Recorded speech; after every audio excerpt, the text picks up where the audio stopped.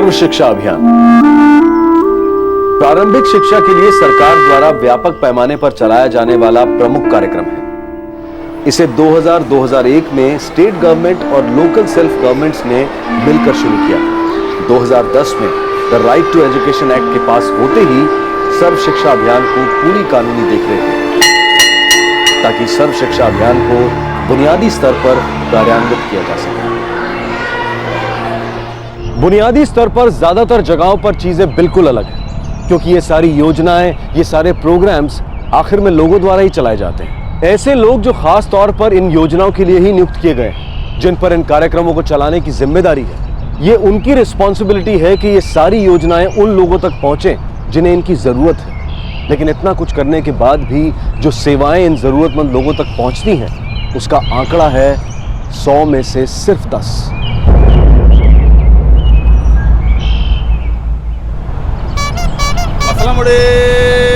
मसला मुड़ी ए मुड़ी बार मजा मसला मुड़ी ए बुड़ी बार मजा मसला मुड़ी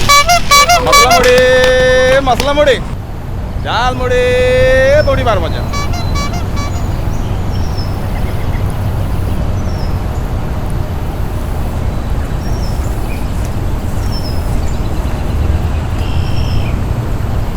तुम्हें ये करना है और तुम क्या बना रहे हो? तुम्हें ऐसा ही बनाना है, बिल्कुल ऐसा। मौसमी दीदी, हम लोग बाहर खेलने जाए, फिर आके स्कूल का काम कर लेंगे। हाँ हाँ पक्का कर लेंगे। वो तो तुम दोनों ने कर दिया। एक बार बाहर खेलने जाओगे तो दिल ढलने से पहले वापस नहीं आओगे, और जैसे ही वापस आओगे वैसे ही तुम दोनों के पेट में चूहे दौड़ने लगेंगे, फिर चद्दर तान के सो जाओगे। अब जाने भी देना, वरना सच में रात हो जाएगी। फिर तो हम कुछ खेल भी नहीं पाएंगे, सारे दोस्त आ गए होंगे। बहस करने में तो तुम दोनों से कोई नहीं जीत सकता। पढ़ाई में भी सबको हरा कर दिखाओ ना। पहले अपना स्कूल का काम खत्म करो, फिर जहाँ जाने जाओ। मैं बाहर से कपड़े लाने जा रही हूँ, मेरे वापस आने तक स्कूल का काम खत्म होना चाहिए।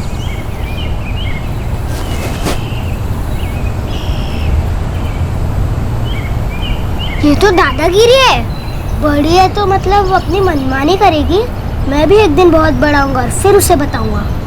तो भले के लिए तो बोल रही है, पढ़ने लिखने में अपनी दीदी की तरह बनो, फिर बनना डॉक्टर कलेक्टर, तब अपने बड़े से गाड़ी में घूमना। पर ये सब के लिए ना पढ़ना होगा। सुनो, वो आने से पहले सारा काम खत्म करो, उसके बाद जाओ।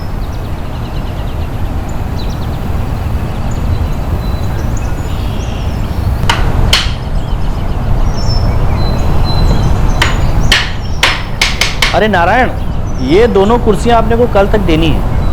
शेखरलाल, लकड़ी का काम तो मैं कर दूंगा, अरे तार का काम ताबों से करा लूँ, वो कर देंगे। ठीक है, तुम अपना काम कर दो, मैं उससे बात करूँ। ठीक है दादा।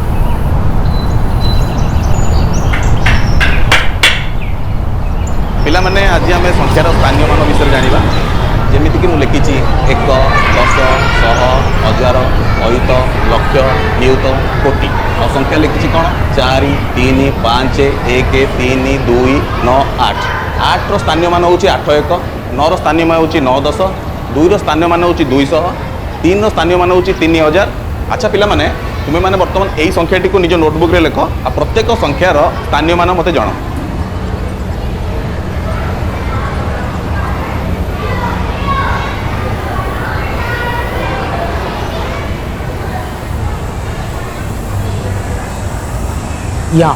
यहाँ दस्तखत करो।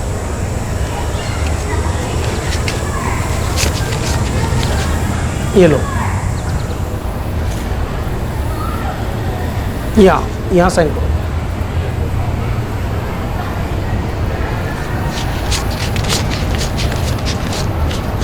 ये लो।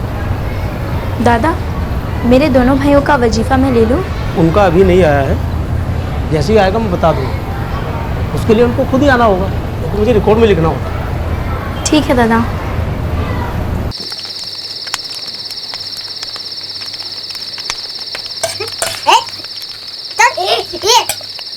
देबू, खाने के समय झगड़ा नहीं, खाना खाओ। ये सब इसलिए शुरू किया बाबा? बाबा मैंने कुछ भी नहीं किया, झूठ मत बोल। शुरू किसी ने भी किया हो, अभी 2 थप्पड़ लगाऊंगा, सब बंद हो जाएगा ये। चलो खाना खाओ। इन बंदरों का वजीफा कब मिलेगा? पता नहीं माँ, थोड़ी देर लगेगी। मेरे पिछले साल का वजीफा भी तो मुझे अब मिला है, इसमें तो हमेशा देर लगती है। भगवान का शुक्र है बेटा, कम से कम हम तुम लोगों को पढ़ा तो पा रहे हैं।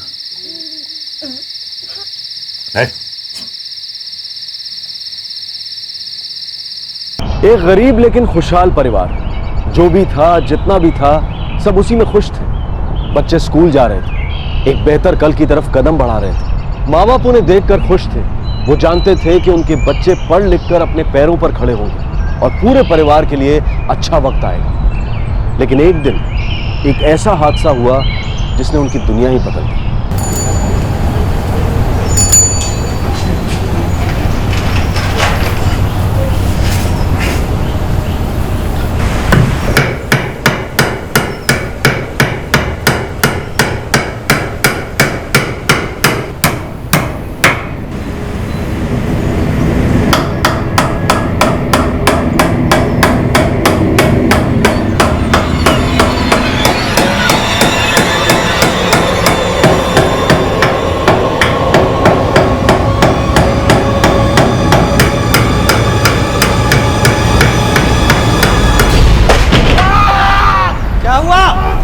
क्या हुआ नारायण?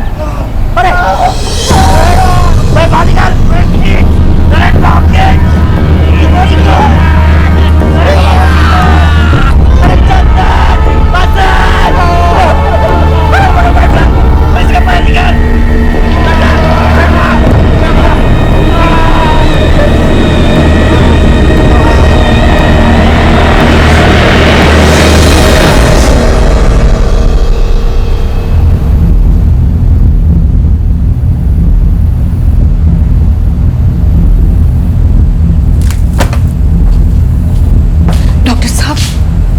उन्हें एडमिट करना पड़ेगा। कैसे है वो?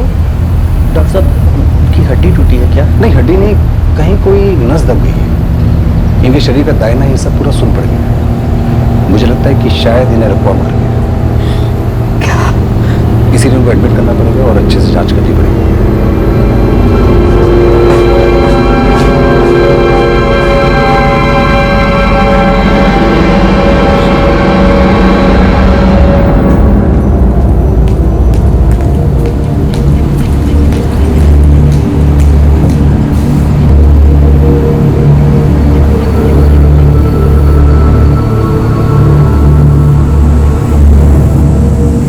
हम 3 दिनों में आपके पति को यहाँ से छुट्टी दे देंगे, लेकिन आपको हर सप्ताह उन्हें जांच के लिए यहाँ पर लाना पड़ेगा। ये कब तक ठीक होंगे?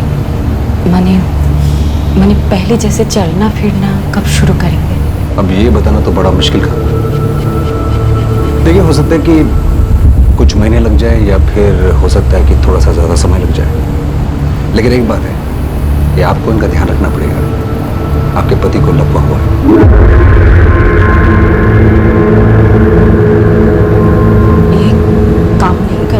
एकदम, जब तक ये बिल्कुल ठीक नहीं हो जाते ये कोई काम नहीं कर सकता। मैंने आपका कार्ड देखा है, यहाँ अस्पताल में तो आपको कुछ नहीं देना है, ये मुफ्त है। दवाइयों का खर्चा अभी तक जो दवाइयाँ खरीदी वो तो काफी महंगी थी। हाँ, इसकी दवाइयाँ महंगी होती हैं और आगे भी होंगी।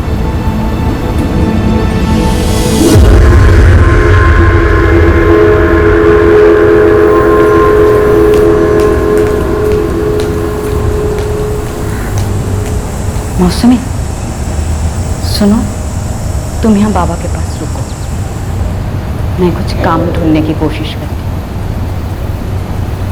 तुम बेफिक्र होकर जाओ माँ, मैं बाबा के साथ साथ दीपू और बाबा का भी ख्याल रखूंगी।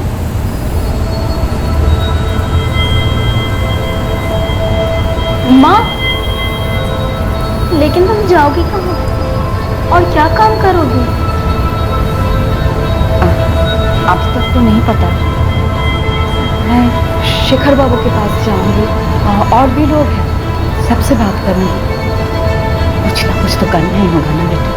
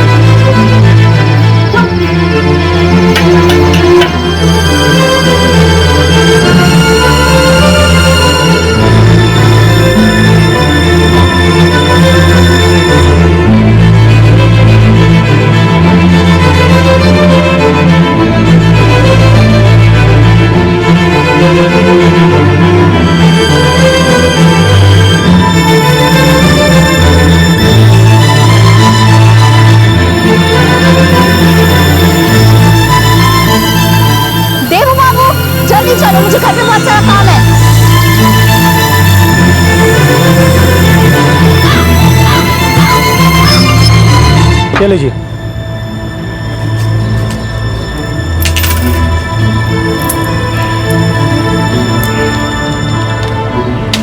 ₹425। 75 रुपये अगले महीने दूँ तो चलेगा? ठीक है, लेकिन अगले महीने दे देना। पहले से ही तेरे ऊपर ₹125 बकाया है। जानती।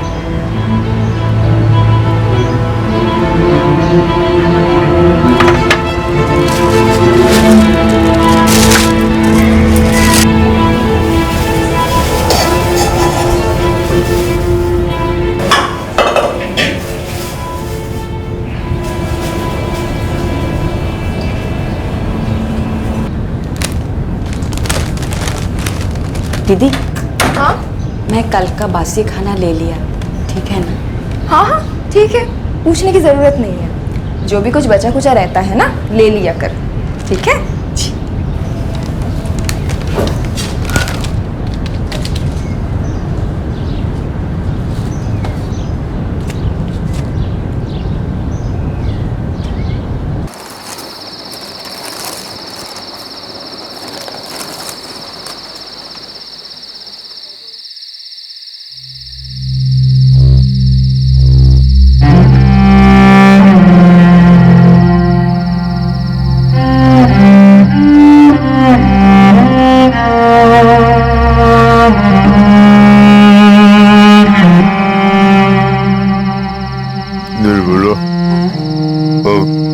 अस्पताल ले जाने की जरूरत नहीं है। क्यों? अस्पताल नहीं जाएंगे तो ठीक कैसे होंगे? ठीक होना होगा तो यही घर पर ठीक हो जाऊंगा। और ऐसा बर्बाद करने की कोई जरूरत नहीं।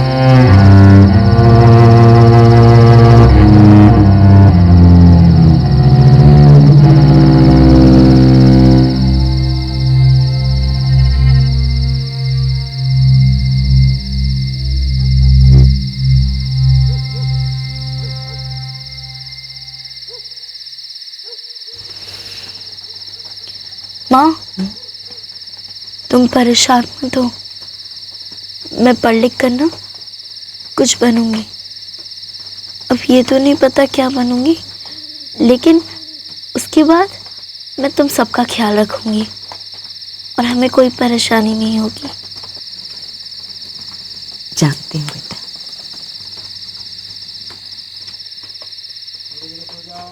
एक साल बीत गया। नारायण मोहंता की हालत में थोड़ा सुधार तो हुआ, पर बहुत थोड़ा, लेकिन इतना नहीं कि वो कुछ काम करके अपने परिवार को पाल सके। मौसमी, मैं काम के लिए निकल रही हूँ बेटा। ठीक है माँ, मैं बस स्कूल के लिए निकलूंगी।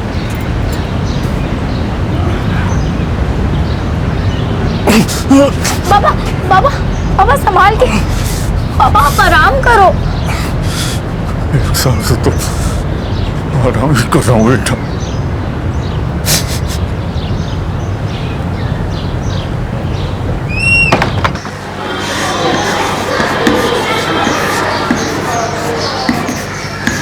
अब इसे अपनी अपनी कॉपी में लिखो और इसका जवाब बताओ।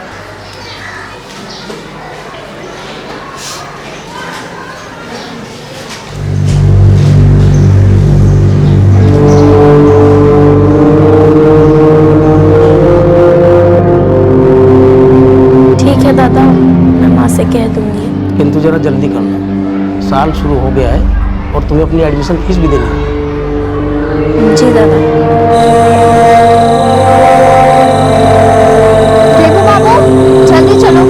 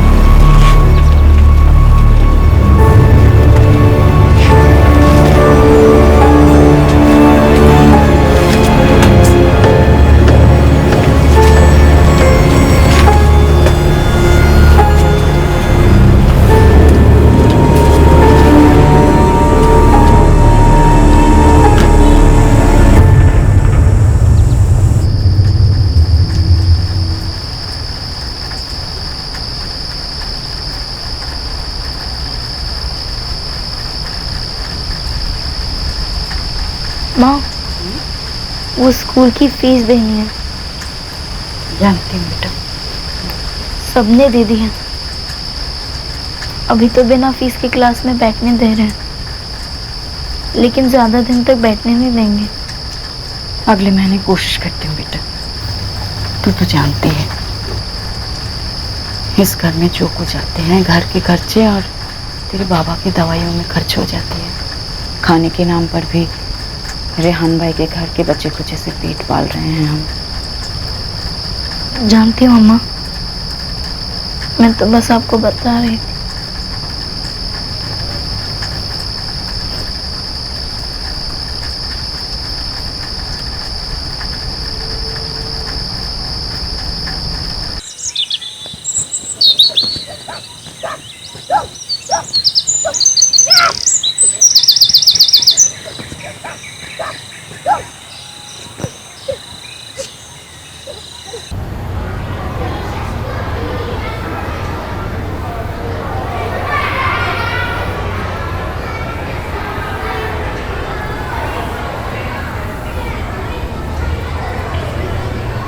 अरे मौसमी, तुम पिछले साल की कॉपी में लिख रही हो? क्यों? नई कॉपी क्यों नहीं ली? दिखाओ कॉपी, दिखाओ।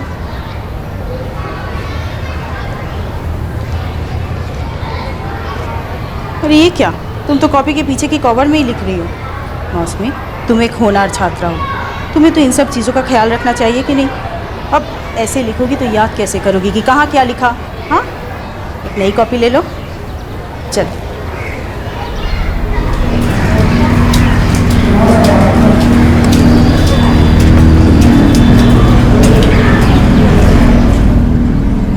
तुम्हें क्या लगता है अगर स्कूल को पैसे मिलेंगे तो वो स्कूल अपने पास रख लेगा? अरे तुम्हें हर साल पैसे मिलते हैं ना। नहीं दादा, मैं वो नहीं कह रही थी। मैं तो बस आपसे ये पूछ रही थी कि हमें पिछले साल का वजीफा कब मिलेगा। अरे बेटा, जब स्कूल को मिलेंगे तो तुम्हें मिल जाएंगे। अब तुम्हारा वजीफा कोई स्कूल के पेड़ के ऊपर तो नहीं लगता है कि तोड़ा और दे दिया। अरे वो पहले ब्लॉक ऑफिस में आता है और उसके बाद हमारे पास, और जैसे ही स्कूल को पैसे मिल जाएंगे तो हम तुम्हें दे देंगे। और सुनो, तुमने अभी तक अपनी एडमिशन फीस तो भरी नहीं है और तुम यहाँ अपने वजीफे के लिए मुझसे लड़ने आ गई हो। नहीं दादा, मैं आपसे लड़ नहीं रही हूँ, मैं तो बस आपसे पूछने आई थी।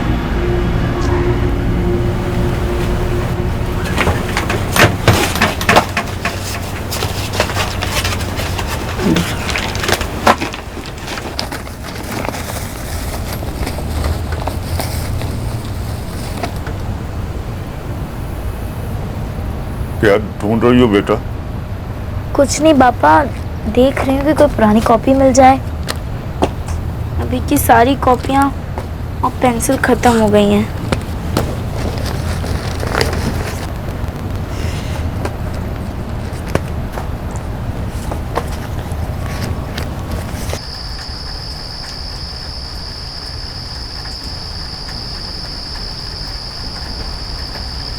माँ, माँ मुझे 10 रुपए चाहिए। किस लिए? वो नई कॉपी या पेंसिल लेनी, सब खत्म हो गई हैं। मेरे पास तो बिल्कुल पैसे नहीं है बेटा, तू तो सब जानती है। जानती हूँ माँ।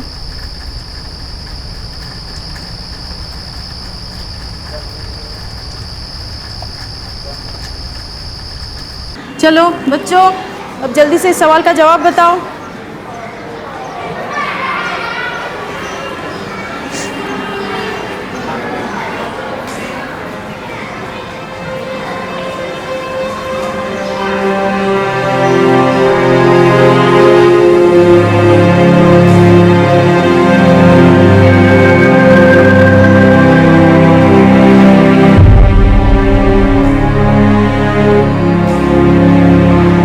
अजीब हो, हर दूसरे दिन यहाँ अपना वजीफा लेने पहुँच जाती हो।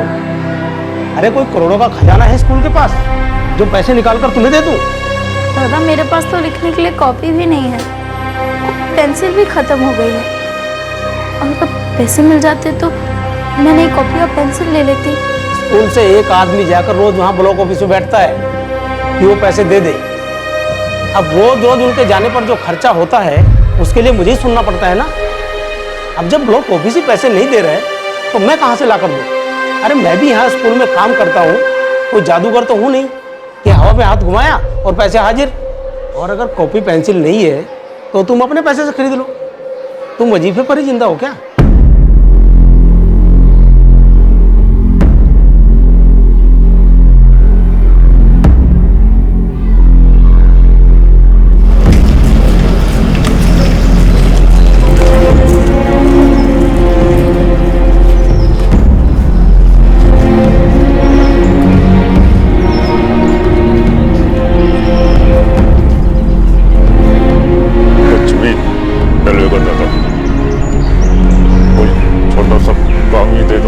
नारायण, मैं तुम्हें कोई भारी काम तो दे नहीं सकता। कील भी लगाने का काम करोगे क्या? कुछ भी चलेगा दादा। ठीक है, तो कल से आ जाओ। और हाँ, यहाँ रोज काम आएगा ये तो मैं नहीं कह सकता, जब आएगा तो कर देना। ठीक है दादा।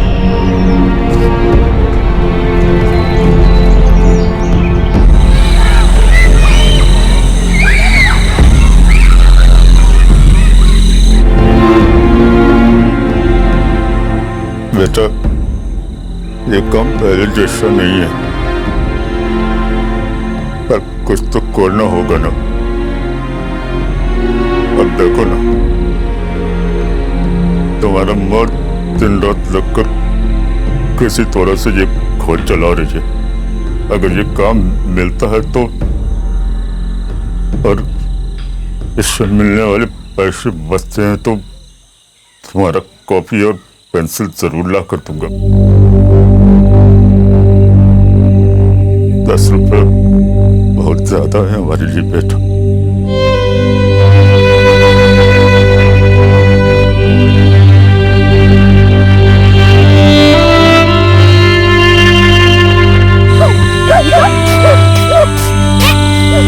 बेबू बाबू, मौसमी कहाँ है? घर में होगी। क्यों, तुम्हारे साथ स्कूल नहीं गई? बीमार है क्या? वो तो 1 हफ्ते से स्कूल नहीं जा रही है। क्यों? वो कह रही थी कि मास्टर जी की बातें सुनकर क्या करे जब वो लिख ही नहीं सकती। बेटा, अगर तुम स्कूल नहीं जाओगे तो तुम्हारी पढ़ाई खराब हो जाएगी बेटा। हाँ, मुझे स्कूल नहीं जाना। एक तो हमें वजीफा नहीं मिल रहा है, ऊपर से क्लास में लिखने के लिए मेरे पास एक कॉपी भी नहीं है। पुरानी सारी कॉपियाँ भरी हुई, देबू और बाबू की भी कॉपियाँ भरी हुई। जब तक मुझे एक नई कॉपी और पेंसिल नहीं मिल जाए मैं स्कूल नहीं जाऊंगी माँ।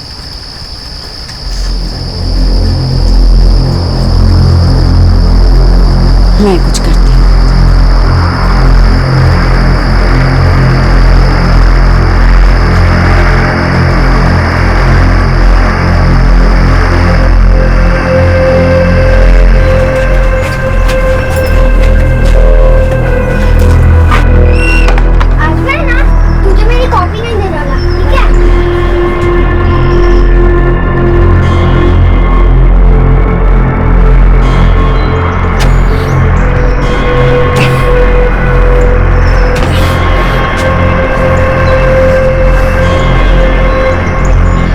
देखता हूँ बेटा,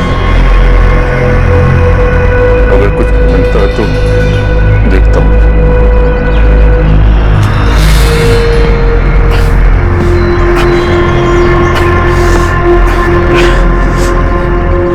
₹10 उसे जो चाहिए था वो थे सिर्फ ₹10, एक नोटबुक और एक पेंसिल के लिए।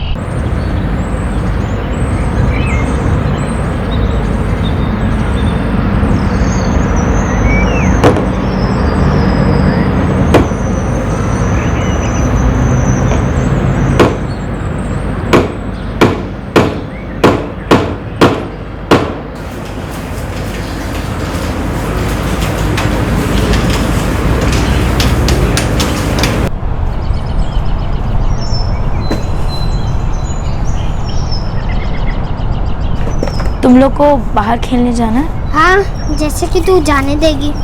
तू पक्की शैतान है, पहले हमें खेलने का लालच देती है और जब हम जाने को होते हैं तो हमें पढ़ने को बिठा देती है। हमें परेशान करने में बहुत मजा आता है ना तुझे? नहीं, तुम लोग को जाना है तो तुम लोग जा सकते हो। सच में?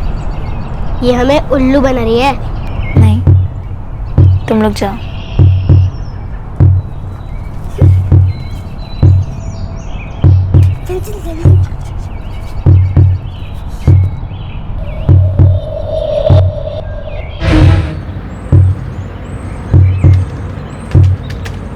हाँ निर्मला बोलो। भाई ना, मुझे 10 रुपये चाहिए। मेरे अगले महीने की तनख्वाह में से काट लीजिएगा। 10 रुपये चाहिए ना? मैं हिचकिचा क्यों रहा हूँ? देता हूँ रुपये। मेरी बेटी है ना, उसकी कॉपी और पेंसिल के लिए बहुत दिनों से मांग रही थी। ये लो।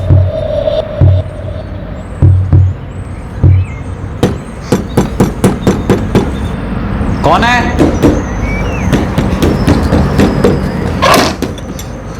माँ, तू यहाँ क्या कर रहा है? माँ, मौसमी। मौसमी को क्या हुआ? उसने खुद को आग लगा ली।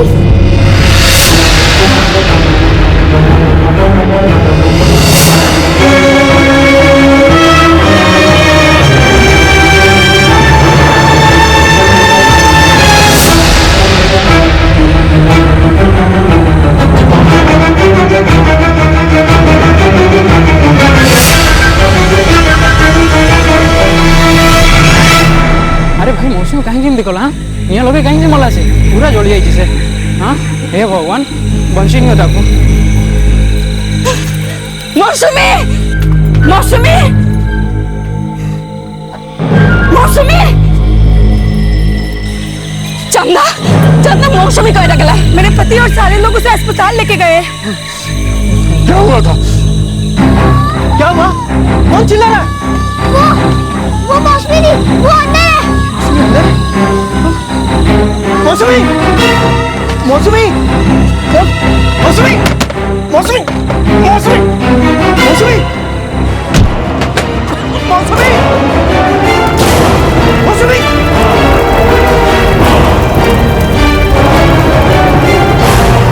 ये पकड़ो! अरे मौसमी! मौसमी! दीदी ने तो हमें स्कूल का काम भी करने नहीं दिया।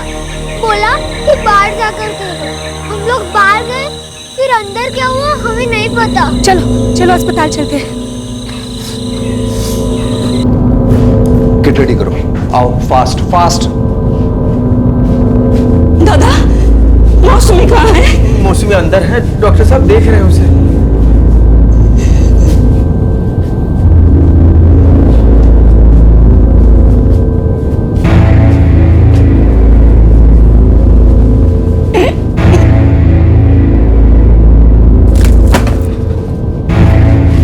उसका 65% शरीर जल गया है। डॉक्टर साहब, मैं एक बार उससे मिलना चाहती हूँ। देखिए अभी वो बेहोश है, उसकी हालत बहुत नाजुक है। आप थोड़ा इंतजार करिए, मुझे पुलिस में इन्फॉर्म करना पड़ेगा, ये पुलिस का मामला है।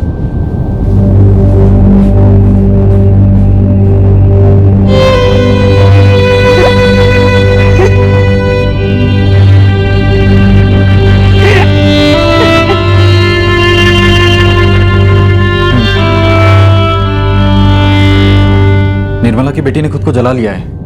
क्या? लेकिन क्यों? पता नहीं, लेकिन आई होप ये उस कॉपी पेंसिल की वजह से नहीं हो। कौन सी कॉपी पेंसिल? निर्मला मुझसे 10 रुपए मांगने आई थी एडवांस में, मैंने उसे दे दिए। तभी कोई बच्चा आया था उसको बोलने के लिए कि उसकी बेटी ने खुद को जला लिया है। नहीं साहब, वो मुझसे बिल्कुल भी नाराज नहीं थी। बिल्कुल ऐसा ही कुछ हुआ होगा, वरना वो इन दोनों को बाहर क्यों भेजती? बेटा, उसने तुम दोनों से कुछ कहा था क्या? नहीं, वो रोज दोपहर को तुमसे स्कूल का काम करवाती है, लेकिन आज नहीं करवाया और कहा कि बाहर जाकर के लो। इसका मतलब ये चीज उसके जहन में था। क्यों, क्या हुआ था? कुछ तो था जो तुम लोग उससे जबरदस्ती करवाना चाहते थे। कैसी बात करते हैं साहब, वो हमारी बेटी है, हमारा खून। तो फिर उसने खुद को आग क्यों लगाया? कोई बात तो होगी उसके मन में जिसकी वजह से वो परेशान थी। परेशान तो थी साहब। किस वजह से? उसे नई कॉपी और पेंसिल चाहिए थी। कॉपी और पेंसिल? जी साहब, बहुत दिनों से वो नई कॉपी और पेंसिल के लिए 10 रुपया मांग रही थी। आज ही मैंने अपने मालिक से 10 रुपये लिए थे उसकी नई कॉपी और पेंसिल के लिए। सिर्फ एक कॉपी और पेंसिल के लिए उस बच्ची ने अपने आप को जला लिया? जी उसके पास कॉपी नहीं थी, वो अपनी पुरानी कॉपियों में ही लिख रही थी। मैंने उसे कई बार कहा भी कि वो कॉपी ले ले, लेकिन सर उसके बाद तो धीरे धीरे उसने स्कूल आना ही बंद कर दी। ये वजीफा आने में इतनी देर क्यों हुई? अब सर ये मुझे नहीं पता, स्कूल एडमिन इंचार्ज आपको बता पाएंगे। जी सर वो तो कहती थी, लेकिन सर मेरे हाथ में कुछ भी नहीं है। वजीफा तो ब्लॉक ऑफिस से आता है, मैं तो बस यहाँ स्कूल का काम संभालता हूँ। सर हम तो पूरी कोशिश कर रहे हैं, रोज अपने आदमियों को ब्लॉक ऑफिस भी भेजते हैं, लेकिन अगर वजीफा टाइम पर ना आए तो कोई क्या कर सकता है भाई? इन सब में थोड़ा बहुत वक्त तो लगता ही है ना। और ये एडमिशन फीस ये क्या है? ये तो बहुत ही मामूली सी रकम है सर। इंडिपेंडेंस डे, फेस्टिवल और रिपब्लिक डे इनके लिए लेते हैं। आप लोगों को इतना समझ में नहीं आया कि वो बच्ची इतनी भी समर्थ नहीं थी कि एक कॉपी और पेंसिल खरीद सके? लेकिन सर हमने तो बस। हाँ सर वो तो बस।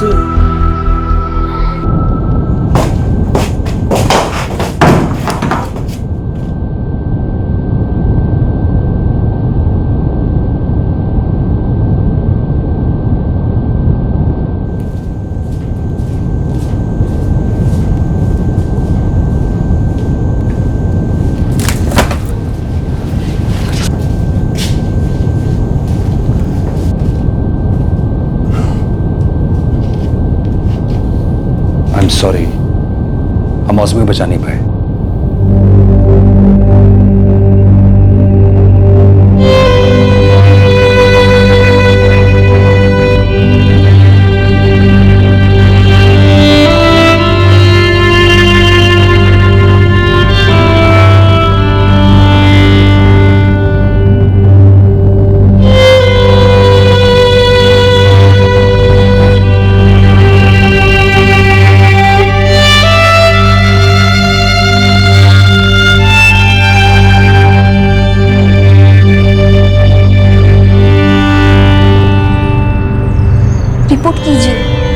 रिपोर्ट कीजिए रेहान, ये जो कुछ भी हो बहुत गलत हुआ, ऐसा नहीं होना चाहिए था।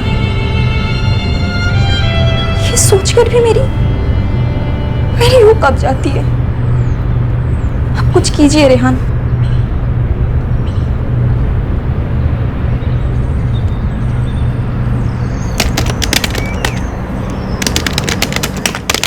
अरे कमाल है, आप लोग हम ही पर उंगलियां क्यों उठा रहे हैं? ये मत भूलिए कि इस देश को हमारी पार्टी ने ही आरटीआई दिया, आरटीई दिया। विमेन एम्पावरमेंट का मुद्दा हमारी पार्टी के लिए हमेशा अहम था और अहम रहेगा। और हां, हमारी पार्टी ने ही जनहित में सबसे ज्यादा स्कीम्स और डेवलपमेंट प्रोग्राम अनाउंस किए हैं। भाई साहब, सबसे ज्यादा स्कैम और घपले भूल गए? ये भी तो इन्हीं की पार्टी ने दिए हैं देश को। हद होती है मजाक मस्ती की भी। लो मेकर्स की खिल्ली उड़ाओ, ये कहाँ की बात हुई? अरे भाई, हम यहाँ बैठ के डिस्कस करते हैं, आर्ग्यू करते हैं, डिबेट करते हैं इंपॉर्टेंट मुद्दों पर। लेकिन ये लोग तो यूं बताना चाहते हैं जैसे हम कोई मच्छी मार्केट खोल के बैठे वहां पर। विश्व स्तर पर जो कुछ भी हो रहा है ना, उसका कुछ ना कुछ असर इंडिया पर भी पड़ रहा है। आज नहीं तो कल, कल नहीं तो परसों। इंडिया किसके पक्ष में है, इसका असर हमारे आने वाले कल पर बहुत गहरा पड़ेगा। इस मुद्दे पर बात करना, चर्चा करना और बताना बहुत जरूरी है। देखिए, ये ऐसे टेलीविजन शो से कुछ भी फायदा नहीं हो रहा है। ये लोग सिर्फ गरीबों की लाचारी का फायदा उठा रहे हैं। अरे रियलिटी के नाम पर ये लोग दूसरों के दुख दर्द को कहानी बनाकर किश्तों में बेच रहे हैं, पैसे बना रहे हैं, अपनी जेबें भर रहे हैं। गलत कह रहे हैं। देखिए, मेरी बात अभी तक खत्म नहीं हुई है। देखिए, अब ये नौटंकी नहीं चल कंप्लीट। ये गलत है। अरे कमाल है, आप लोग अपनी पार्टी की तरफ तो पहले देखिए। सिर्फ 10 रुपए के लिए, एक नोटबुक और पेंसिल के लिए उस लड़की ने सुसाइड कर लिया। शोभा, अनिल, क्यों ये सब शोज देखने बैठ जाती हो? अरे अब डिनर पर बैठ के ना यही सर खपाते रहो। लेकिन शोभा सोचो तो, सिर्फ 10 रुपए के लिए, वो भी आज के टाइम में। ना मुझे सोचना है ना मुझे सुनना है। नहीं, मुझे तो बहुत डर लगता है ये सब हॉरिफाइंग स्टोरीज सुन के। यू नो व्हाट, ये क्राइम शोज ना बंद कर देने चाहिए। ये बस क्रिमिनल्स को नए नए आइडियाज देता है क्राइम करने के लिए, और हम जैसे लोगों को बेवजह डराने के लिए। मटर पनीर कैसी बनी है? मैंने बनाई है, मेड ने नहीं। बहुत अच्छी बनी है। सुनो, अगले हफ्ते 4 हॉलीडेज है, तो महाबलेश्वर चलें? वेदर भी अच्छा होगा। उस न्यूज रिपोर्ट ने खलबली मचा दी। वहां के डिस्ट्रिक्ट कलेक्टर ने इस घटना की इंक्वायरी के आदेश दिए। ब्लॉक ऑफिस ने बताया कि वजीफे के लिए स्कूल को एक फॉर्म सबमिट करना होता है जिसमें उसकी बैंक की डिटेल्स होती हैं ताकि वजीफे यानी स्टाइपेंड की राशि सीधे बैंक में ट्रांसफर की जा सके। और ब्लॉक ऑफिस के अनुसार स्कूल द्वारा ऐसा नहीं किया गया। जब इस बात का पता चला कि एडमिशन फीस या ज्वाइनिंग फीस के नाम पर स्कूल बच्चों से independence day, children's day, republic day और दूसरे फेस्टिवल्स मनाने के पैसे लेता है तो तुरंत उस पर रोक लगा दी गई और सारे स्कूल्स को ये निर्देश दिए गए कि जिन जिन बच्चों से वो राशि ली गई है वो राशि उन्हें तुरंत वापस की जाए। एक दूसरी कमेटी भी बनाई गई जो ये चार्जशीट दायर कर सके कि वजीफे के आने में देरी क्यों हुई और ज्वाइनिंग फीस क्यों ली गई। मौसमी का परिवार अब भी उस हादसे से उबरने की कोशिश में लगा है। पूरी इंक्वायरी के बाद अथॉरिटीज ने मौसमी के परिवार वालों को मुआवजे की राशि दी। समाज की भलाई के लिए जितनी भी स्कीम्स और प्रोग्राम्स बनाए जाते हैं वो समाज के लिए बहुत ही फायदेमंद होते हैं, लेकिन अगर इन स्कीम्स का फायदा, इन स्कीम्स का लाभ सही लोगों तक सही वक्त पर ना पहुंचे तो ऐसे प्रोग्राम्स का कोई फायदा नहीं। इन योजनाओं का प्रभाव कम होता जा रहा है और इसका मुख्य कारण है जिम्मेदार लोगों का गैर जिम्मेदार होना, नेग्लिजेंस और ज्यादातर केसेस में करप्शन। हमारे आज के एपिसोड की दूसरी कहानी।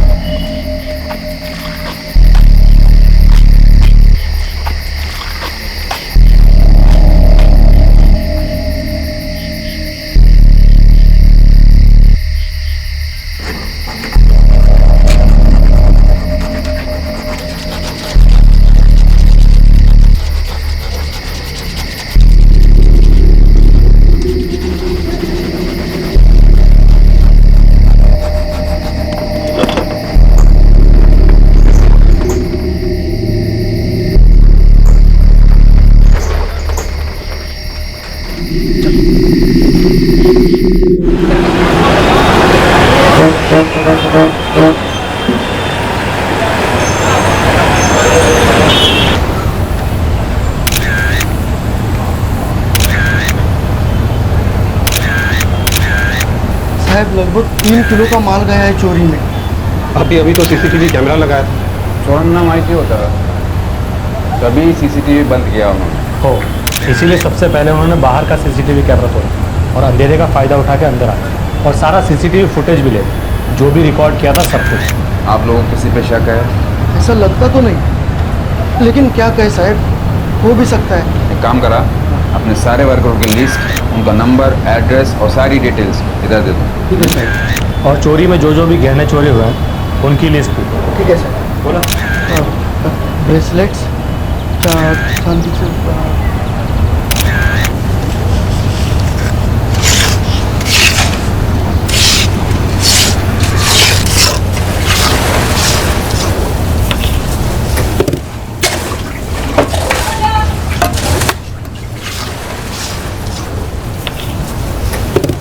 ठीक है चाह। अजय भाऊ चाय पी लो। नंदू चाह गे।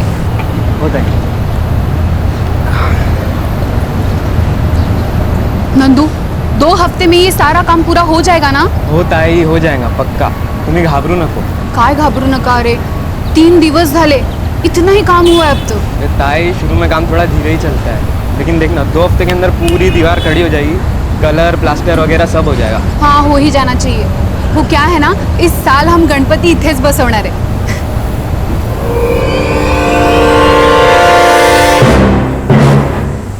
कुठे होता तू रातला?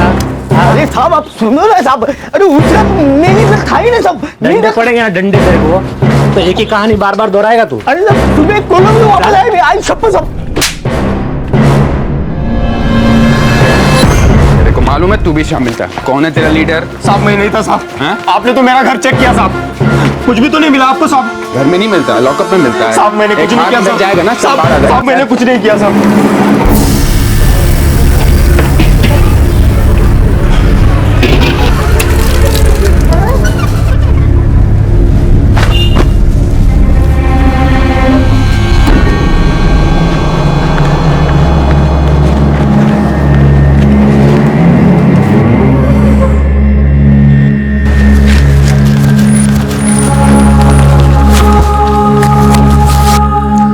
प्रदीप पिटलं पाहिजे.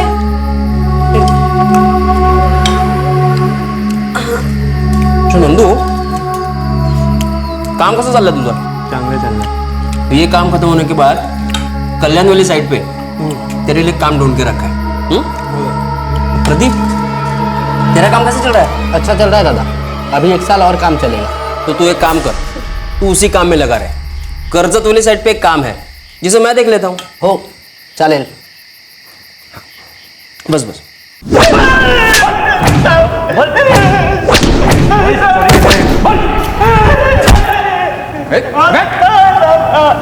मैं था साहब वहाँ पे.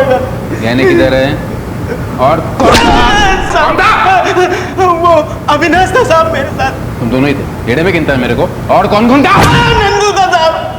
नंदू वो था साहब मेरे साथ में, और सारे गहने भी उसी के पास है साहब. कौन है ये नंदू? नंदू नंदू किधर रहता है?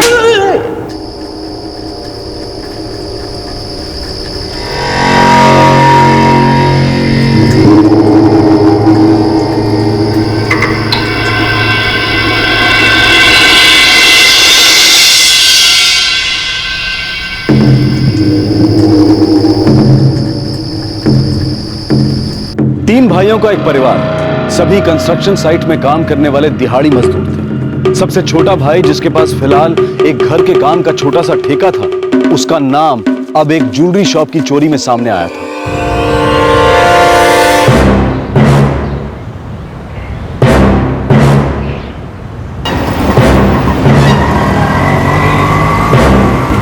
थांब थांब. हे बघ, नंदू कुठे राहतो? नंदू? हा नंदू इधर बजरंग पाड़ा राहता है. काय काय माहिती नाही.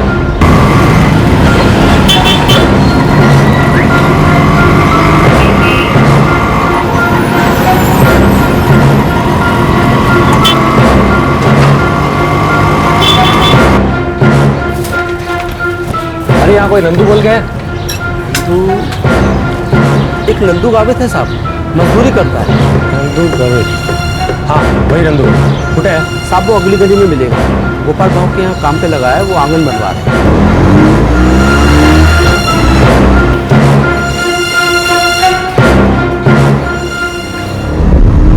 थांब थांब थांब थांब. हे इकडे नंदू कोण आहे? वो सब नहीं आए. चल क्या हो गया? मैंने क्या किया साहब? साहब कहाँ लेके जा रहे हो साहब? चोर है ये. ज्वेलरी शॉप में चोरी की इसने. क्या बात कर साहब? मैंने कोई चोरी नहीं की. नाटक करता है मेरे साथ. चमड़ी उतर के रख दूंगा यहीं पर. मैंने कोई चोरी नहीं की साहब. मैं तो मजदूरी करता हूँ. चलेगा बस. साहब आपको कुछ गलतफहमी हुई है. हम तो कब से एक साथ में काम करते हैं. अच्छा इसका मतलब तू भी चोर है? तुम सब भी मिले हो इस चोरी में? साहब काय झालं साहेब? ताई देखो ना, ये लोग बोल रहे हैं मैंने चोरी. साहेब नंदू हमारे यहाँ काम करता है, वो चोरी नहीं कर सकता. तुम्हाला सगळं माहिती आहे? हाँ? घेऊ का तलाशी तुम्हारे घर की? इसका भाई भी दिहाड़ी मजदूरी का ही काम करता है साहब. ये अच्छा है. हाँ? दिन में मजदूरी और रात्रि चोरी. हाँ ये चल चल ना. अरे जाओ साहब. साहब ऐका माझा साहेब. अरे जाओ, कोई इसके भाई को बुला लो. जाओ चल लवकर. अरे काम संपवायचं. कमलेश भाऊ, कमलेश भाऊ, नंदू को पुलिस पकड़ के लेके गई. क्या? अरे लेकिन क्यों? उन्होंने बोला उसने ज्वेलरी शॉप में चोरी किया है. अरे लेकिन कहाँ लेकर गए उसे? नहीं मालूम. आप चलो बस. चल चल. उन्होंने कहा कि नंदू ने किसी ज्वेलरी शॉप में चोरी की है. नंदू ने? हाँ. नंदू को यहाँ काम करते हुए 3-4 दिन हुए. कब हुई चोरी? काय माहिती कधी झाली चोरी, पण ते त्याला घेऊन गे. कहाँ लेकर गए मेरे नंदू को? यही तो किसी को नहीं पता. अरे लेकिन बिना वजह उसे कैसे उठा के लेके जा सकते हैं? किती वेळा सांगितलं त्यांना की नंदू ऐसा कभी नहीं कर सकता. पर वो उसे लेके गए। अरे बहन कमित तुम लोगों ने उनको ये तो पूछा होता कि नंदू को वो कौन से पुलिस स्टेशन लेके जा रहे हैं। अरे लेकिन अभी कैसे पता करूँ उसके बारे में? भाऊ सविता मैडम के पास चलते हैं, संगठन कार्यालय में, वो जरूर मदद करेगी। हाँ विष्णु बरोबर बोलते हो। चलो चलते हैं। अकेला क्या हुआ साहब? चल बता किधर है 3 किलो के गहने? सब मैंने कोई चोरी नहीं की साहब। बता लूट का माल किधर छिपा है? कोई लूट नहीं की साहब। मैं तो मजबूर हूँ साहब।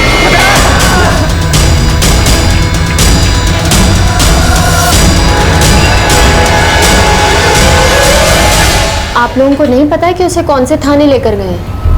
नहीं मैडम, वो बस जल्दी जल्दी उसे रिक्शा में बिठा कर लेकर गए। ऐसे में तो बहुत मुश्किल हो जाएगा उसे ढूंढना। बगा हमारे एरिया में आसपास 6 पुलिस थाने हैं, कुठे कुठे शोधना त्याला। मैडम मेरी मदद कीजिए, मेरा भाई बेकसूर है, सिर्फ 16 साल का है। वो लोग उसे मारते मारते लेकर गए। हाँ मैडम, उसे मारते मारते लेकर गए वो। एक काम कर सकते हैं, उन सारे पुलिस थानों में चलकर देखते हैं, हो सकता है कहीं ना कहीं मिल जाए, या फिर ये पता लग जाए कि उसे कहाँ लेकर गए। ठीक है चलो। चोरी रात में हुई थी, दिन में नंदू मजदूरी करता था। कहीं कुछ ऐसा तो नहीं था जिससे नंदू का परिवार भी अनजान था? बता कुठे दागिने? साहब मैंने कोई चोरी नहीं की साहब। नहीं मानेगा? हाँ? बोलो किधर है? हाँ? हाँ?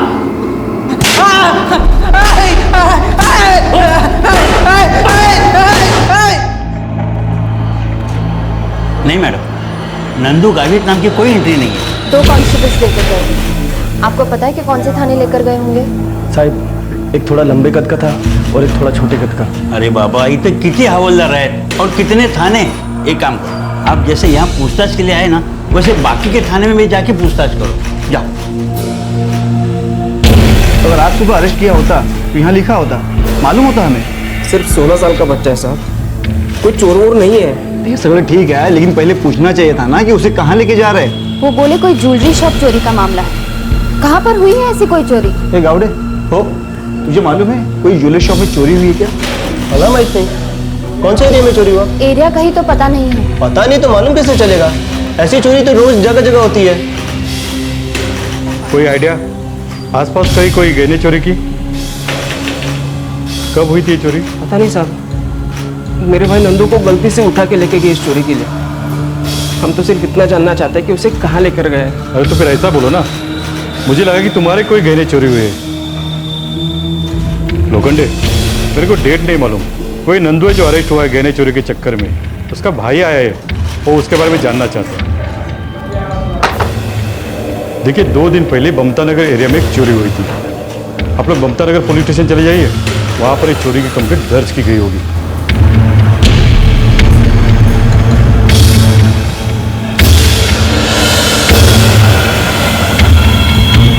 नहीं, किसी नंदू गावित नाम की यहाँ एंट्री नहीं है। ज्वेलरी शॉप की चोरी की रिपोर्ट इसी थाने में दर्ज हुई है ना? हाँ दर्ज हुई है, और उसके बारे में किसी नंदू गावित को नहीं पकड़े। 2 हवलदार आए थे, मेरा भाई जहाँ पर काम करता है ना, वहीं से उसे उठाकर लेकर गए। उन दोनों हवलदार में से किसी का नाम आपको पता है? नहीं साहब, ना किसी ने पूछा ना उन्होंने बताया। कैसा पता चलेगा? यहाँ कस्टडी में नहीं है, डायरी में उसका नाम नहीं है, मतलब उसको इधर नहीं लाया।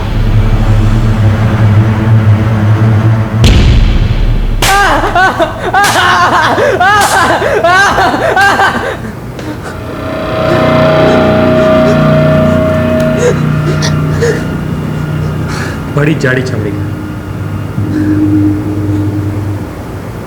शाम तक का टाइम देते इसको, अगर नहीं बोला तो एक और डोज। और क्या? अगर तूने शाम तक नहीं बताया कि तूने दागिने किधर छुपाए तो बिजली का करंट लगा, सारा सच थूक देगा। चल चल।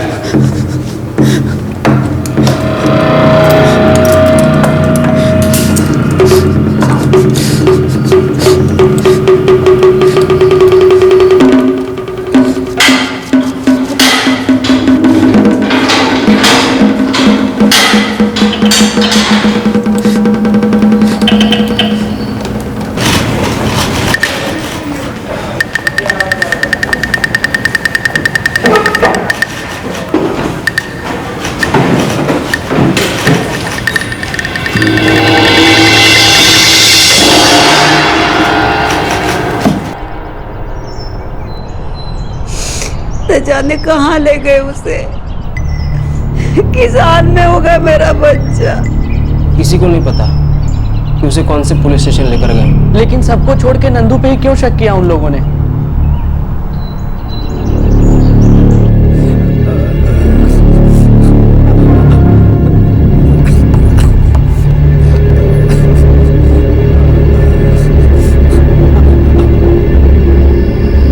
साहब कृपा करा, नहीं अगर आपकी मदद मिल जाए ना तो बहुत एहसान होंगे। नहीं साहब, आप नंदू को बचपन से जानते हैं ना, बचपन से जानते हैं। नहीं वो ऐसा कभी नहीं कर सकता।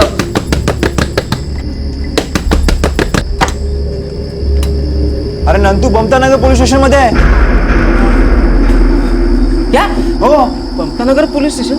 अरे लेकिन हम लोग तो वहां पर जाकर आए ना। और गोपाल बाबू आपको कैसे पता चला? नंदू ने मला फोन केला होता, उसने तेरे को भी फोन किया था, लेकिन तेरा फोन बिजी आ रहा था, इसलिए फिर मेरे को किया।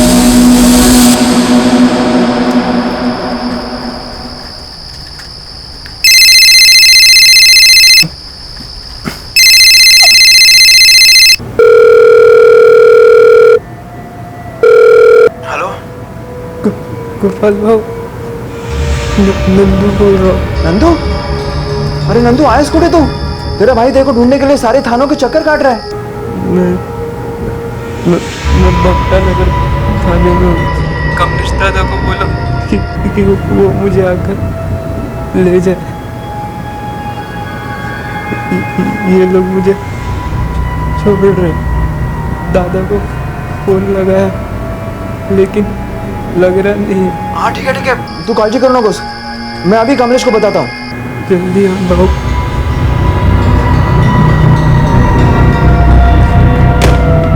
चला।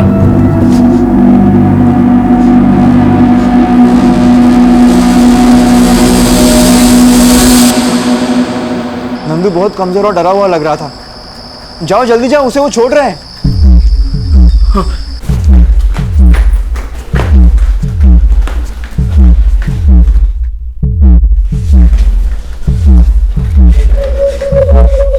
मेरा कोई नंदू है यहाँ?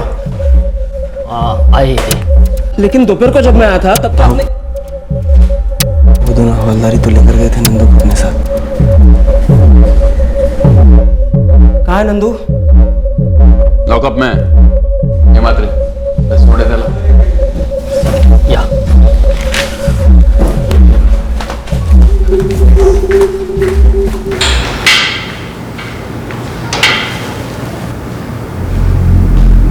नंदू?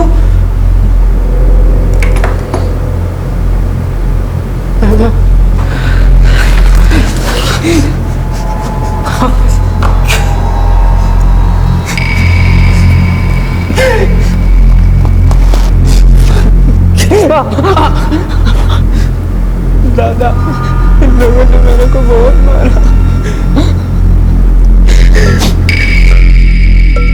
ये क्या किया आप लोगों ने मेरे भाई के साथ?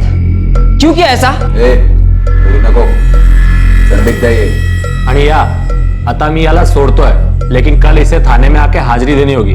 और हाँ, तुम सब लोगों के घर की तलाशी भी लेंगे हम लोग। अरे लेकिन क्यों? मेरा भाई चोर नहीं है। ज्वेलरी शॉप में चोरी हुई है, हमने एक संदिग्ध को पकड़ा, उसने तेरे भाव का नाम लिया, बोला नंदू ने करवाया ये सब। नंदू था साहब, नंदू वो था साहब मेरे साथ में। अरे साहब, मेरा भाई मजदूरी करता है, सब लोग जानते हैं यहाँ पर हमें। 12 साल से रह रहे हैं। नियत बदलते 12 सेकंड नहीं लगते आदमी की।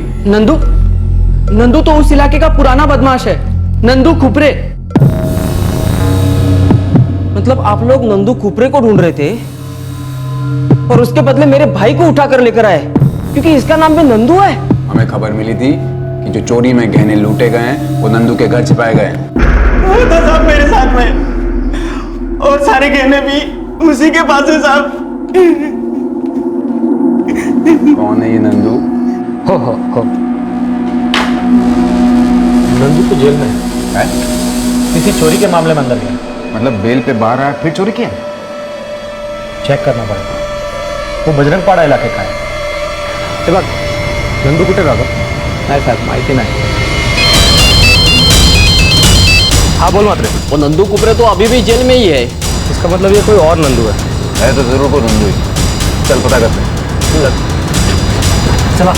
एक नंदू गावित है साहब, मजदूरी करता है। बड़ा उसने बोला कि कोई नंदू गावित है। यही वो नंदू। चल।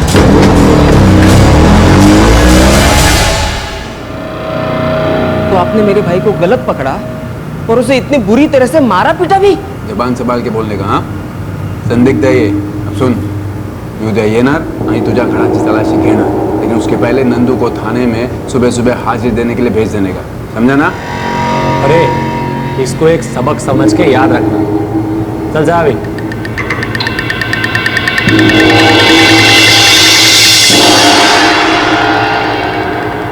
ऐसा लग रहा था कि ये मामला मिस्टेकन आइडेंटिटी का है। नंदू को शायद एक संदिग्ध के रूप में गलती से उठा लिया गया और फिर उसे धमकी भी दी गई थी कि उसे अगली सुबह थाने में आकर हाजिरी देनी होगी। हिरासत में नंदू पहले ही बहुत तकलीफ झेल चुका था।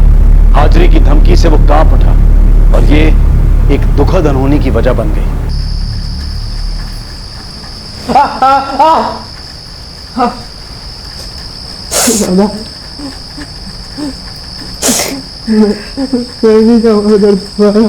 मैं चलूंगा ना कल तेरे साथ। हाँ, तो डर मत, तूने कुछ गलत नहीं किया है। मैं नहीं जाऊंगा उधर, वो फिर से मारेंगे मेरे को। नहीं नंदू, कमलेश और प्रदीप जाएंगे ना तेरे साथ? हाँ? बेटा कल तुझे हाजिरी देने तो जाना ही होगा, नहीं तो वो लोग तुझे फिर से उठा के लेके जाएंगे और फिर ना बात और भी बिगड़ जाएगी बेटा। दादा मैं पाया पड़ता दादा, नहीं जाऊंगा। वो लोग बेल्ट से मारते, डंडे से मारते दादा, खूब खतरनाक है वो। तू अभी सो जा। हाँ? तुझे बहुत दर्द हो रहा है ना, तो आराम कर बेटा। लेकिन कल हमें हाजिर देने तो जाना ही होगा बेटा।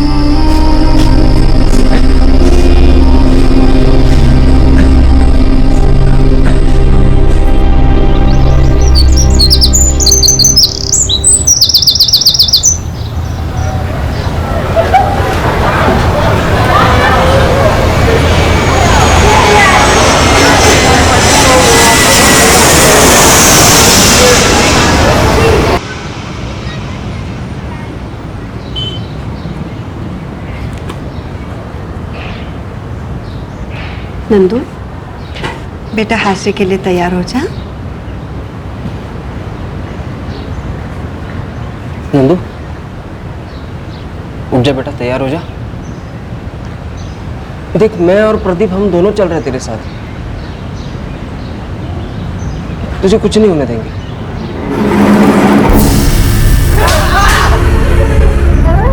चल शर्ट पैंट पहन ले।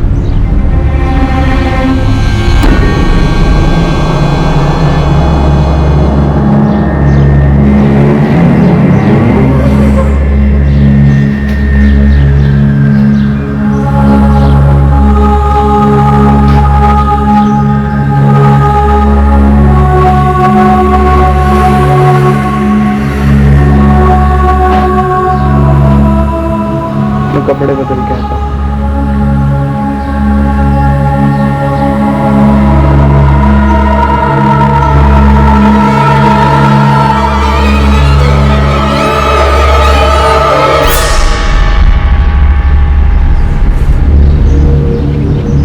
कमलेश, नंदू बहुत डरा हुआ है, उसे पुलिस के साथ अकेला मत छोड़ना।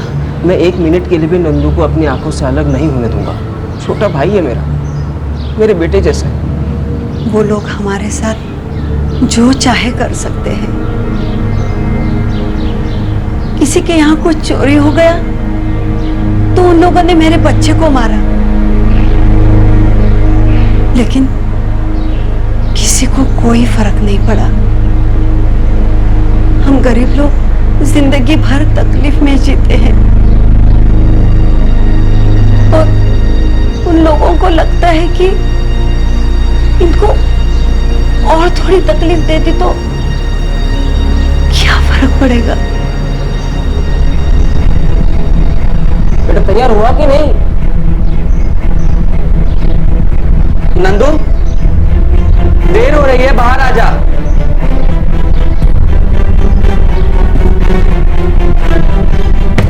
नंदू दरवाजा खोल बेटा। नंदू, ए नंदू, नंदू दारू हट, नंदू दरवाजा खोल। दरवाजा खोल बाबा। नंदू दरवाजा खोल। नंदू नंदू दरवाजा उगाड़। ये दरवाजा क्यों नहीं खोल रहा? दरवाजा तोड़ देता। नंदू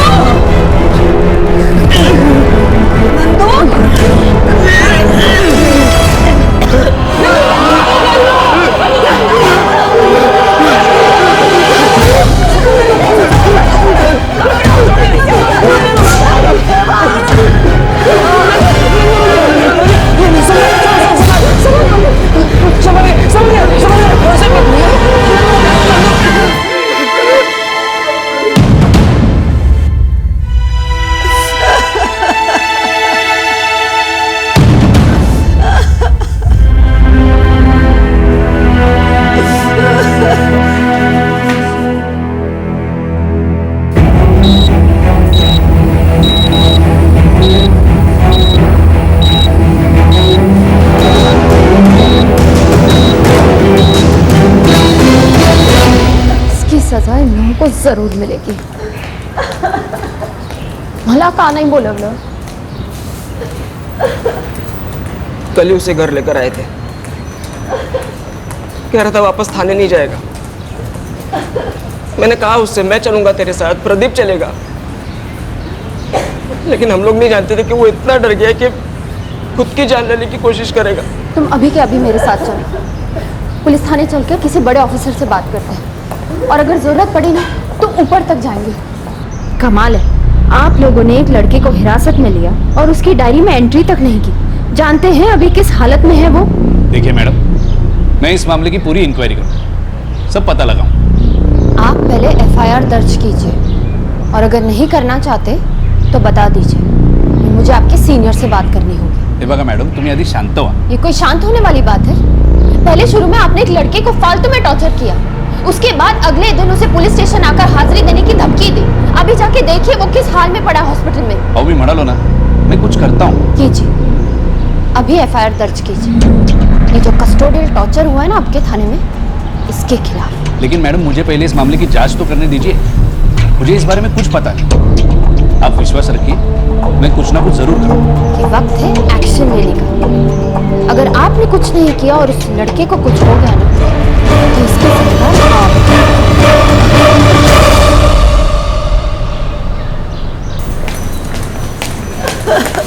देखिए, लड़के की हालत बहुत सीरियस है, इंटरनल ब्लीडिंग भी बहुत हुई है और नसें भी फट गई है। लेकिन वो ठीक तो हो जाएगा ना? कुछ ऑपरेशंस करने होंगे, बस इतना ही कह सकता हूँ कि अभी उसकी हालत बहुत नाजुक है।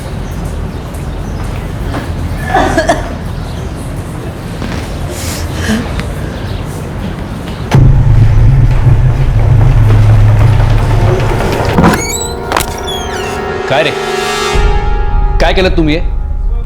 तुम दोनों ने उस नंदू के साथ ये क्या किया? हमें क्या करना है? ज्वेलरी शॉप चोरी केस में एक सस्पेक्ट ने उसका नाम लिया।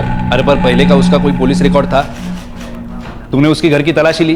त्याला आम्ही हेच पूछताछ तो करत होतो। तुम्हारे पूछताछ के बाद उस लड़के ने आत्महत्या की कोशिश की, त्याची कंडीशन क्रिटिकल है, माहिती है? हो सर, सुना। तुम दोनों ने उसे इतना टॉर्चर किया? ऐसा कौन सा आरोपी है जो खाली सवाल पूछने से सब सच बता देता है? और साहब, जब भी कोई चोरी होती है तो हम लोग सस्पेक्ट लोग को पकड़ते हैं, उनसे पूछताछ करते हैं, उनसे जानकारी निकलवाते हैं। पर यहाँ तुमने एक गलत लड़के को उठाया था, उसके साथ इतनी सख्ती करने की क्या जरूरत थी? हमारा वाटला कि खोटो बोलते हो, सच निकलवाने की कोशिश की सर, बस। और साहब, जब भी कोई अपराध होता है तो सबका यही रोना रहता है कि पुलिस कुछ काम नहीं करती। अब किसी के मुंह से सच उगलवाना इतना आसान नहीं है। खरं म्हणतो तू, सोपं नसतो साहब। हमको एक सस्पेक्ट ने बोला कि बजरंग का नंदू इसमें शामिल है, तभी उसको उठाया। उठा लिया है ना, अब इसके सारे जवाब तैयार कर। इसी लड़के को क्यों उठाया, इसके साथ इतना टॉर्चर क्यों किया? एफआईआर दर्ज होने वाली, मुझे तुम दोनों से इस मामले में डिटेल स्टेटमेंट चाहिए।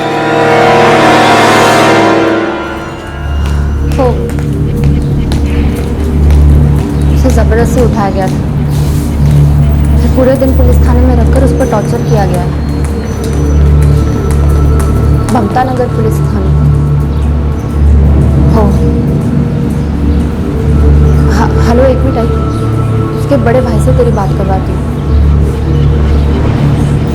कमलेश, मेरे दोस्त का फोन, अखबार के लिए काम करता है, तुमसे बात करना चाहता है। हो सकता है कुछ मदद मिल जाए। लो, बात करो।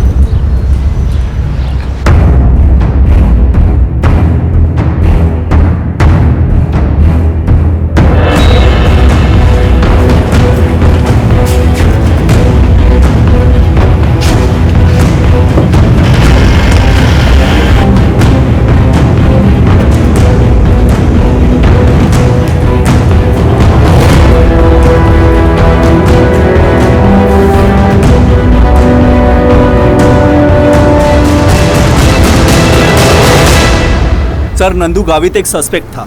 उसके एक साथी ने ज्वेलरी शॉप चोरी के सिलसिले में उसका नाम लिया था। फिर उससे थोड़ी पूछताछ की गई, बस। फिर उसे जाने दिया गया और अगले दिन थाने में हाजिरी के लिए बुलाया। उसे किसी प्रकार की कोई धमकी नहीं दी गई। कांस्टेबल गोविंद काकड़े और कांस्टेबल महेश होलकर पुलिस जांच की अपनी ड्यूटी निभा रहे थे। न जाने नंदू गावित क्यों घबरा गया और सुसाइड करने की कोशिश की, जिसका कारण पुलिस की जांच तो बिल्कुल नहीं थी सर।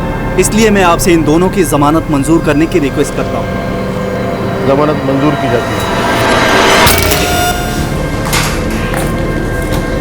वो उतनी चोटें सहन नहीं कर पाया।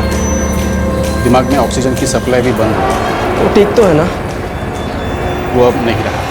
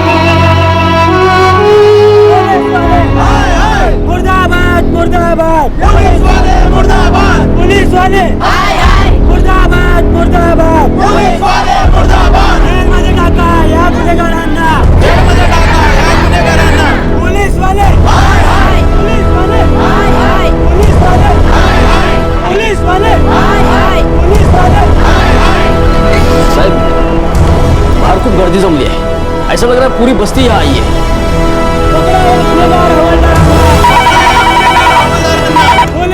हेलो,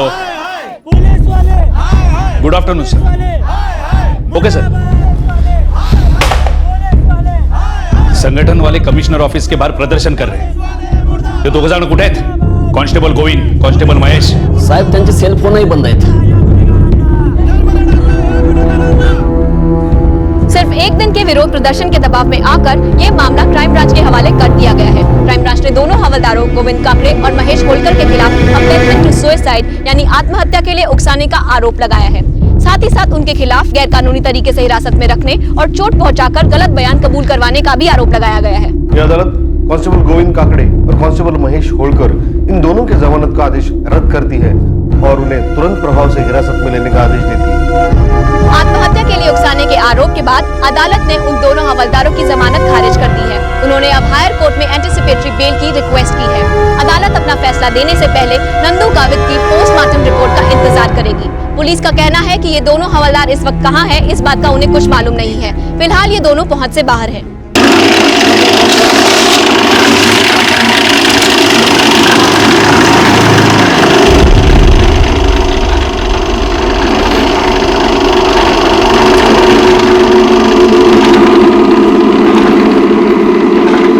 कमलेश गावित जी, ये केस वापस ले लो। मेरे पास तुम्हारे लिए एक अच्छा ऑफर है। कैसा ऑफर? 3 लाख।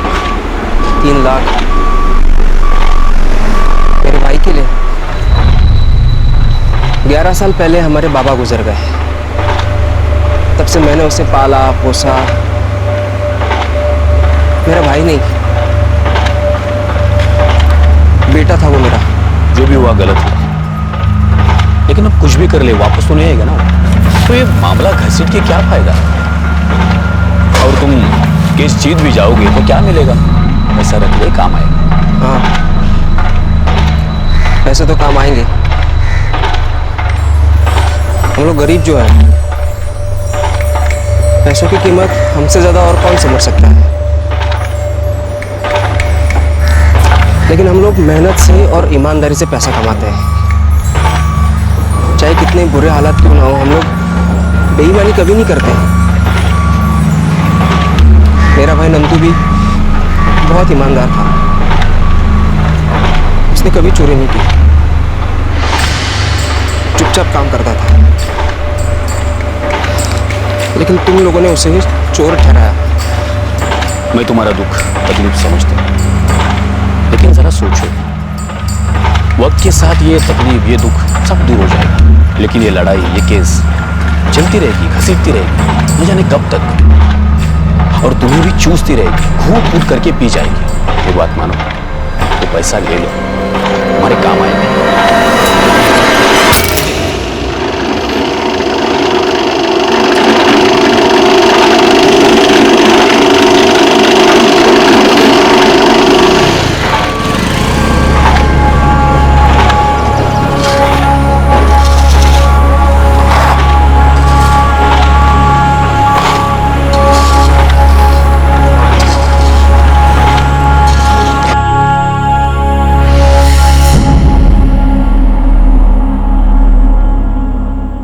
नंदू गावित की पोस्टमार्टम रिपोर्ट अभी आनी बाकी है। कांस्टेबल महेश और गोविंद को एंटिसिपेटरी बेल दे दी गई है। नंदू के भाई को कई बार केस वापस लेने के लिए कहा गया, लेकिन नंदू का भाई और उसका परिवार इस तरह के किसी भी दबाव में नहीं आए। एडमिनिस्ट्रेशन का उसके परिवार को मदद का वादा अब भी खोखला वादा ही है। ज्वेलरी शॉप की चोरी का मामला अब भी सुलझना बाकी है, जिसकी वजह से ये सब शुरू हुआ। इस मामले के अपराधियों को क्या कभी सजा मिलेगी, और अगर मिलेगी तो क्या सजा मिलेगी, ये सवाल अब भी सामने खड़ा है। एक नाम की उधेड़बुन में नंदू पकड़ा गया, और सिर्फ इसलिए वो एक आसान सस्पेक्ट बन गया। वो हम नाम था उस नंदू का जिसका नाम जांच में सामने आया था, जो हिस्ट्री शीटर था और जिसका रिकॉर्ड पुलिस के पास था।